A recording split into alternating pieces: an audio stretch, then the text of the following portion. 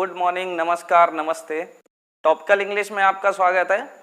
और मैं आपको पढ़ा रहा था सिंथेसिस।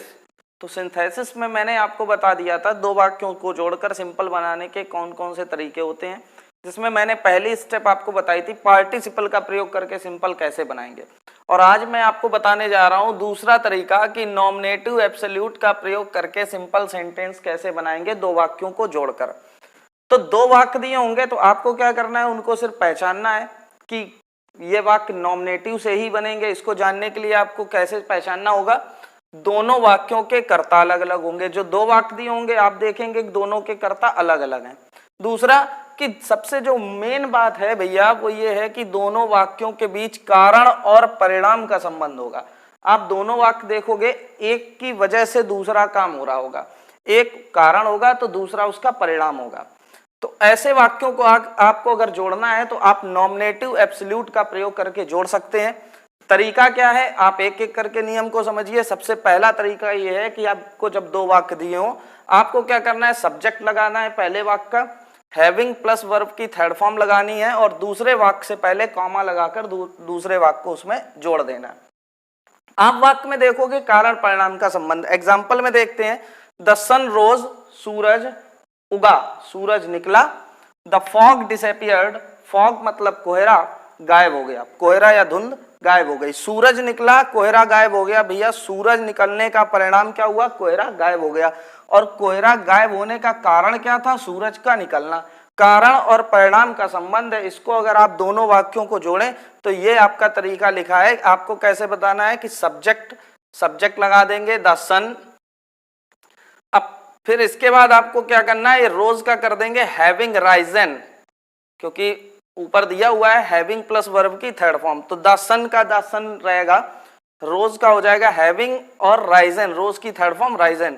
और कॉमा लगा के पूरे वाक्य को आप ऐसे ही उतार देंगे, द फॉग डिसअपियर्ड। इस तरीके से दोनों वाक्य जो हैं जुड़ गए। सिंपल सा तरीका है। इसके बाद सेम यही कंडीशन दी होगी, लेकिन अगर आपको सेंटेंस में कोई बी वर्ब दी हो, बी वर्ब दी होने पर आपको क्या करना है, सब्जेक्ट के बाद अब हैविंग नहीं लगाएंगे क्योंकि उसमें मेन वर्ब नहीं होगी, आप थर्ड फॉर्म किसकी लगाओगे, इसलिए क्या करना है, आपको बीइंग लगा देना है। जैसे एक ये सेंटेंस देखिए, it was cold, it was cold बहुत ठंड थी। नो वन वेंट आउट, कोई बाहर नहीं गया। तो ठंड ज्यादा थी, इसका परिणाम क्या हुआ, कोई बाहर नहीं गया। और कोई के बाहर ना जाने का कारण क्या था, ठंड का ज्यादा होना।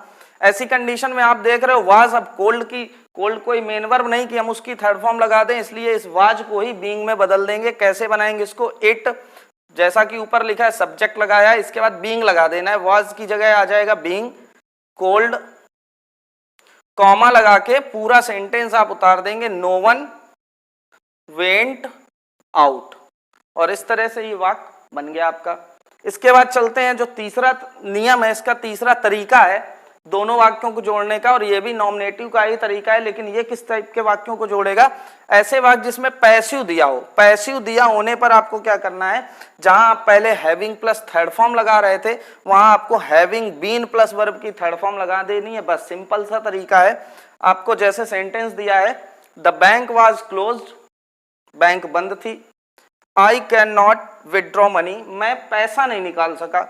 भाई बैंक बंद थी, उसका परिणाम क्या हुआ, मनी नहीं निकाल पाया मैं। और मनी ना निकालने का कारण क्या था, मनी ना निकालने का कारण था कि बैंक बंद थी।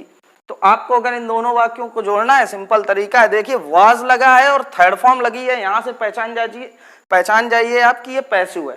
तो बनाने के लिए क्या करेंगे, पैसिव है तो फिर having been plus third form लगाएंगे। जब सिंपल सेंटेंस था तो हैविंग प्लस थर्ड फॉर्म लगाया था। तो बनाएंगे the bank having been closed, the bank having been closed. और इसके बाद कॉमा लगाएंगे और पूरा सेंटेंस उतार देंगे, आई कैन विदड्रॉ मनी। और इस प्रकार से क्या हुआ, ये दोनों वाक्य जुड़ गए। तो आपको सिंपल सा तरीका है, आपको कुछ नहीं करना, ये बहुत सिंपल तरीका था नॉमिनेटिव एब्सोल्यूट का, दो वाक्यों को जोड़ने का। तीन इसमें तरीके थे, तीन प्रकार के वाक्यों को जोड़ता है।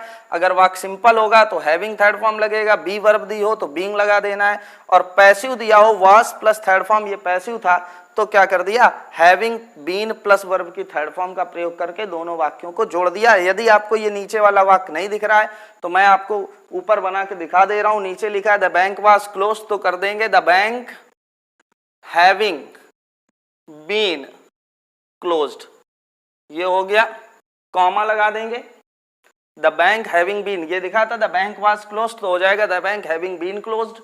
कॉमा लगाने के बाद दूसरा सेंटेंस ऐसे ही उतार देंगे इसके आगे, I can not withdraw money.